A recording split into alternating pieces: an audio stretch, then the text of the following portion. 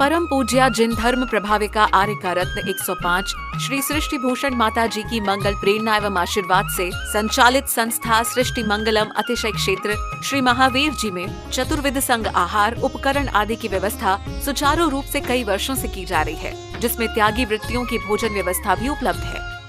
सृष्टि मंगलम श्री महावीर जी में त्यागी वृत्तियों के आहार एवं यात्रियों के ठहरने के लिए वातानुकूलित कमरे भी उपलब्ध हैं। स्थल मेन मंदिर के सामने सृष्टि मंगलम भवन।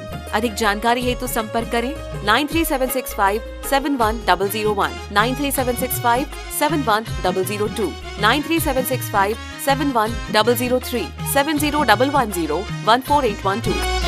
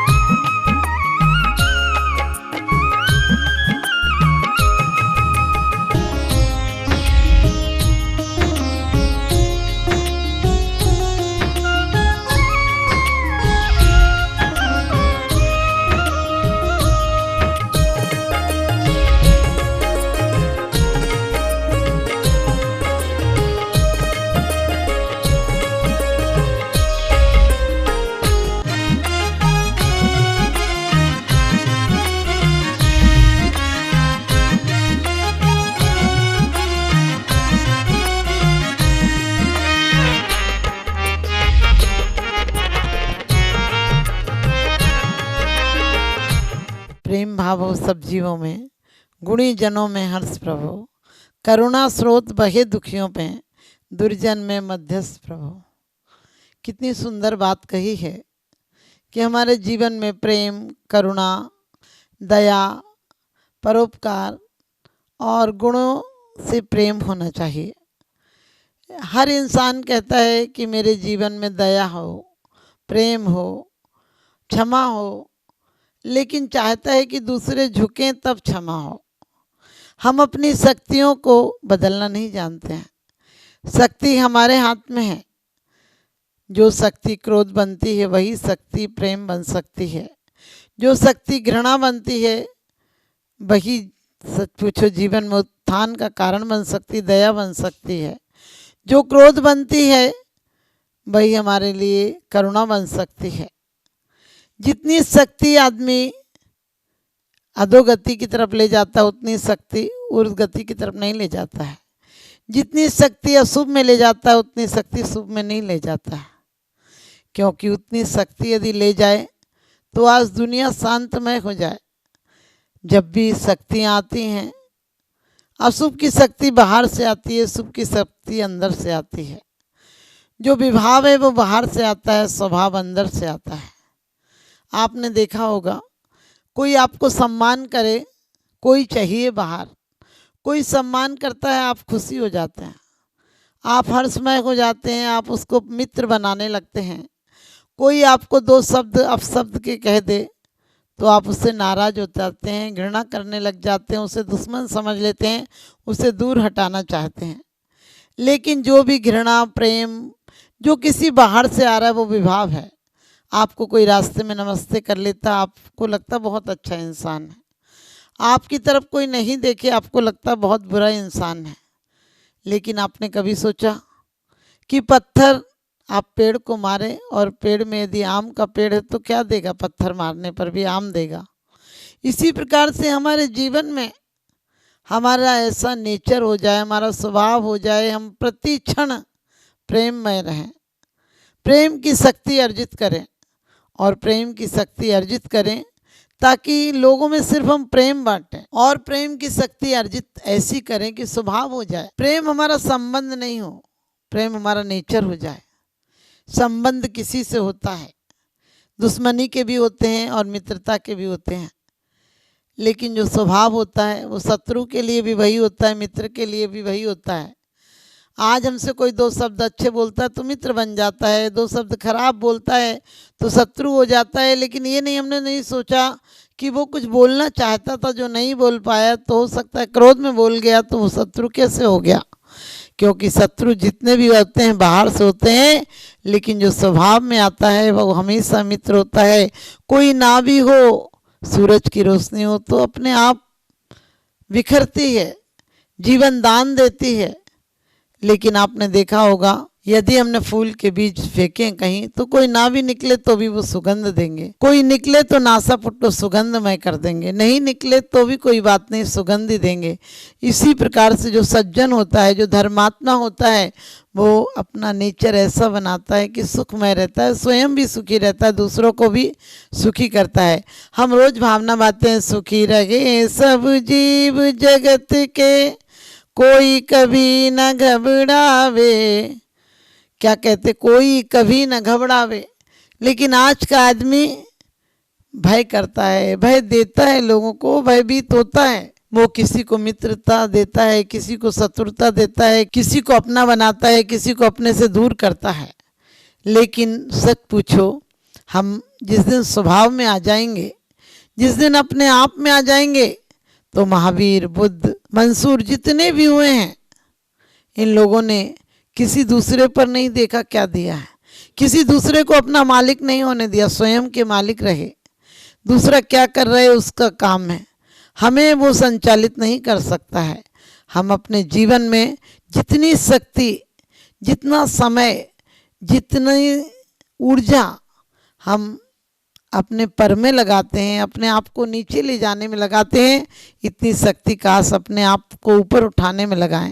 और शक्ति भी नहीं लगाना है। लोग कहते प्रेम करो, मैंने कही प्रेम करोगे कैसे? प्रेम होगा तो करोगे, जो तुम्हारे अंदर होगा वही तो आएगा।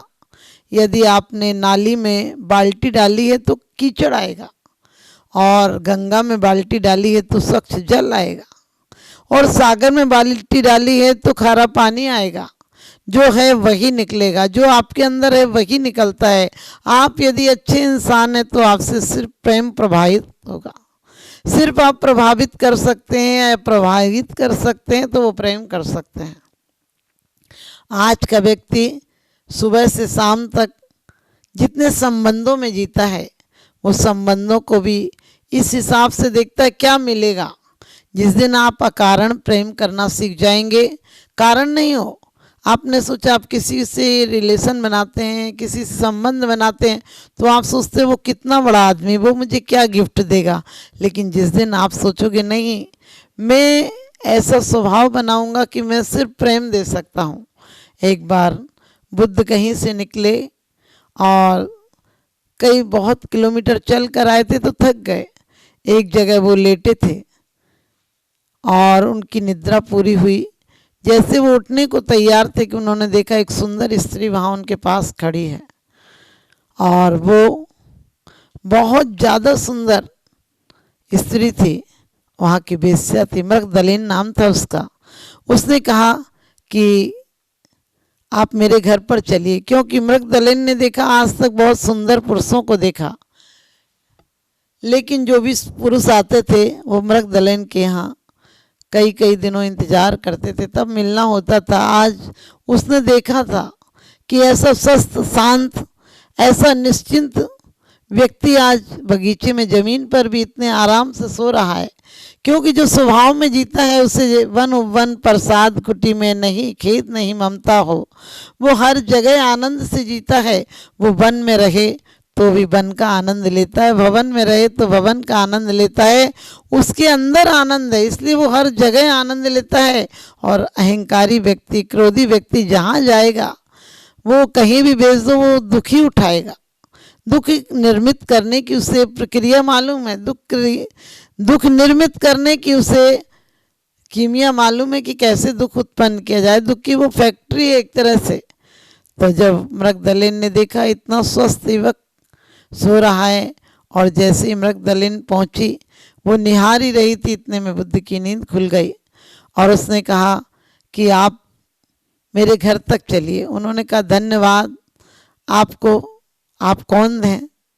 क्योंकि आपने देखा होगा अहंकारी व्यक्ति होगा, वो जानता है मुझे लोग जाने। उसने कहा आप मुझे नहीं जानते हैं, मेरा नाम मृगदलिन है। आप जैसे व्यक्ति को मैं निवेदन करती हूँ कि आप मेरे घर चलिए। बुद्ध ने कहा धन्यवाद, मैं आपके बगीचे में ठहरा, इतनी देर रुका, बहुत बहुत धन्यवाद आपको, लेकिन अब मेरा समय हो गया, मुझे आगे भी जाना है। मृगदलेन को ये बहुत स्वाभिमान को धक्का लगा। उसे लगा मेरी जैसी रूपवती, मेरी जैसी सुंदरी, जिसके यहाँ बड़े बड़े राजा, बड़े बड़े सेठ साहूकार मिलने को, मेरी एक नज़र देखने को तरसते हैं, आज मैंने इससे इतना निवेदन किया तो भी ये नहीं जा रहे हैं। और उसने यही बात कही कि क्या आप मेरे प्रेम को स्वीकार नहीं करेंगे? क्या आप मुझे इतना भी प्रेम नहीं दे सकते हैं? क्या मेरे लिए इतना भी नहीं कर सकते हैं कि आप मेरे घर तक चलें? तो जो सज्जन पुरुष होता है वो जानता है आना जाना, लेना देना, क्या करना, ये सब तो बाहर की औपचारिकताएं हैं, अंदर से सब कुछ होता है।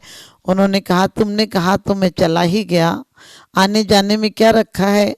लेकिन फिर मृगदलेन ने कहा लोग मुझे बहुत प्रेम करते हैं, क्या आप इतना भी मेरे लिए नहीं कर सकते हैं? बुद्ध ने बड़े मुस्कुराहट में कहा कि जो लोग तुम्हें प्रेम करते हैं वो तुम्हें नहीं, अपनी वासनाओं को, अपनी कामनाओं को, अपनी आँखों को, अपने स्पर्श को प्यार करते हैं। तुम्हें कौन प्रेम करता है? सब अपने अपने स्वार्थों में लगे हैं, सब अपनी अपनी कामनाओं में लगे हैं, सब अपनी अपनी वासनाओं की तृप्ति में लगे हैं। क्योंकि किससे मांग रहा है पगले, किससे मांग रहा है पगले, ये ऐसा संसार नहीं है और कोई किसी का दर्द मिटा दे, यहाँ किसी को प्यार नहीं है। उन्होंने कहा कि मैं अभी जाता हूँ, लेकिन एक बात याद रखना कि मैं ही दुनिया में एक पुरुष हूँ जो तुम्हें चाहता हूँ और तुम्हें प्रेम करता हूँ। तुम्हें किसी अपेक्षा से प्रेम नहीं करता हूँ, बस मैं प्रेम करता हूँ और मैं एक दिन साबित कर दूंगा ही कि मैं तुम्हें प्रेम करता हूँ। जो लोग आते हैं वो सब अपने ढंग से आते हैं, तुम्हारे ढंग से नहीं आते हैं। सब अपने रंग में आते हैं, तुम्हारे रंग में कोई नहीं आता है। और रही जवानी की बात, जवानी पर क्या इतराती हो? तो 4 दिन की चांदनी फिर अंधेरी रात। ये जवानी तो ढलता हुआ सूरज है, प्रतिदिन ढलता है, एक दिन अंधेरी में परिवर्तित हो जाता है। जवानी और ये सुंदर शरीर, सुडौल गठा बदन एक दिन शिथिल हो जाता है, कमर झुक जाती है, हाथ कांपने लगते हैं, आंखों से दिखना बंद हो जाता है, नाक मुंह से पानी झरने लगता है। इसका क्या घमंड करना? और वो बड़े शांत व्यक्ति शांत दिल से उसको जवाब देते हुए बुद्ध इतना कहकर आगे निकल गए। लेकिन कई वर्षों बाद वो उधर से फिर आना होगा उनका। अब जो एक सुंदर महल था जिसमें दीप मालाएं होती थी, जिसमें वाद्य यंत्र बजते थे, कई महिलाएं, कई पुरुष वहाँ लाइन लगाए, कतार लगाए बैठे रहते थे और अंदर से मंद मंद रोशनियाँ आती थी। जहाँ बहुत सुंदर वातावरण था, वहाँ पर एक सुनसान वातावरण था। एक अंदर से कराहने की आवाज़ आ रही थी, बड़ी करुण और दीन आवाज़ थी। लग रहा था उस आवाज़ को सुनकर कि कोई दर्द से करा रहा है। बुद्ध अंदर गए। अब उसे दिखाई भी नहीं पड़ता था, बीमारी के कारण उसकी हालत बहुत खराब हो गई थी। अब उसके यहाँ कोई सेठ साहूकार राजा नहीं आते थे। क्यों? कि सब अपनी आंखों को तृप्त करने आते थे, अपनी वासनाओं को तृप्त करने आते थे।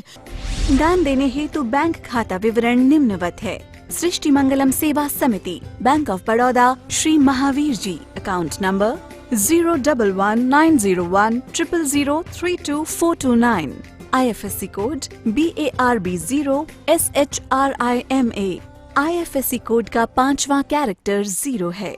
Punjab national bank, account number 0212001011777277, IFSC PUNB 0021200। आपके द्वारा दिया गया दान आयकर की धारा 80G एवं 12A के अंतर्गत कर मुक्त रहेगा। अधिक जानकारी हेतु संपर्क करें 9376571001, 9376571003, 70110148112। सृष्टि मंगलम गौआश्रय। भारतीय संस्कृति में गायों का उच्च स्थान माना गया है। गौ माता का सम्मान भारतीय संस्कृति का सम्मान माना गया है एवं जीव दया ही धर्म है। परम पूज्य जिन धर्म प्रभाविका वात्सल्य मूर्ति आर्य का रत्न 105 श्री सृष्टि भूषण माता जी, जिनकी मंगल प्रेरणा एवं आशीर्वाद से अनेकानेक जन सेवा के कार्य निरंतर किए जा रहे हैं, उसी के अंतर्गत सृष्टि मंगलम गौआश्रय सेवा समिति द्वारा गौशाला संचालित कर जीव दया का वात्सल्यमयी प्रशंसनीय कार्य भी किया जा रहा है। सृष्टि मंगलम गौशाला में निराश्रित, बीमार एवं घायल गायों का संरक्षण पालन किया जाता है। इसमें अभी करीब 400 गाय हैं, जिनमें से एक भी गाय दूध नहीं देती। कुछ गाय तो घायल स्थिति में सड़कों से प्राप्त होती हैं, उनका भी यहाँ निरंतर इलाज चल रहा है। गौ सेवा में आप भी भागीदार बनकर दे सकते हैं गौवंश को जीवन दान। आपके लिए इस पुण्य कार्य से जुड़ने का ये स्वर्णिम अवसर है। एक दिन का चारा या औषधि प्रदान कर यथाशक्ति अनुसार 1, 5, 7 या 11 या इससे अधिक गायों को भोजन कराने का अवसर प्राप्त करें। एक गाय के भोजन की एक दिवसीय राशि मात्र 175 रुपए। 11,000 रुपए या उससे अधिक राशि दान करने वाले महानुभावों का नाम चैनल पर प्रसारित किया जाएगा। आप अन्य योजनाओं के द्वारा भी गौशाला एवं जन सेवा के कार्यों से जुड़ सकते हैं। परम शिरोमणि संरक्षक 5,11,000 रुपए, शिरोमणि संरक्षक 3,11,000 रुपए, संरक्षक 2,11,000 रुपए, विशिष्ट सदस्यता 51,000 रुपए, सदस्यता 21,000 रुपए 10 वर्ष। चारा, गुड़ आदि सामग्री दान देकर भी पुण्यार्जन कर सकते हैं। गौ रक्षा से होगी देश पर्यावरण की रक्षा, अर्थ विज्ञान एवं अध्यात्म रक्षा। गाय जीवन यापन को दूध, पर्यावरण को गोबर देती है, जिससे तेल डीजल के लिए विदेशों को मुंह मांगा पैसा नहीं देना पड़ेगा। गौमूत्र से औषधि देती है, खेती को बैल देती है। हमारे शासन प्रशासन ने गौ संरक्षण में बहुत बड़ा संरक्षण दिया है। आर्य का सृष्टि भूषण माता जी के आशीर्वाद से अनेकों संतों की सेवा की योजनाएं सुचारू रूप से संचालित हैं, जिनमें जरूरतमंदों की शिक्षा, स्वास्थ्य पर कार्य किए जा रहे हैं। पूज्य माता जी के आशीर्वाद एवं प्रेरणा से गाय संरक्षण का कार्य किया जा रहा है, जिसमें कत्ल खाने ले जाने वाली एवं आवारा, निराश्रित, चोटग्रस्त गायों का उपचार, साथ ही उनको आश्रय के लक्ष्य से गौ रक्षा का अभियान चलाया जा रहा है, जिसमें आप अपनी यथाशक्ति अनुसार सहयोग देकर पुण्यार्जन के शुभ कार्य में सहयोग देकर पुण्यार्जन अवश्य करें। देर न करें, आज ही जुड़ें ऐसे महापुण्य के कार्यों से। अधिक जानकारी हेतु संपर्क करें 93765 71001, 93765 71002, 93765 71003, 701-101-4812। सृष्टि मंगलम सेवा समिति। दान देने हेतु बैंक खाता विवरण: Punjab national bank, account number 0212001011777277, IFSC code PUNB 0021200। Bank of Baroda, account number 0119013332429, IFSC code BARB 0SHRIMA। जीवन में एक बार मात्र 21,000 रुपए दान देकर आजीवन एक गाय की सेवा कर पुण्यार्जन का लाभ अवश्य लें।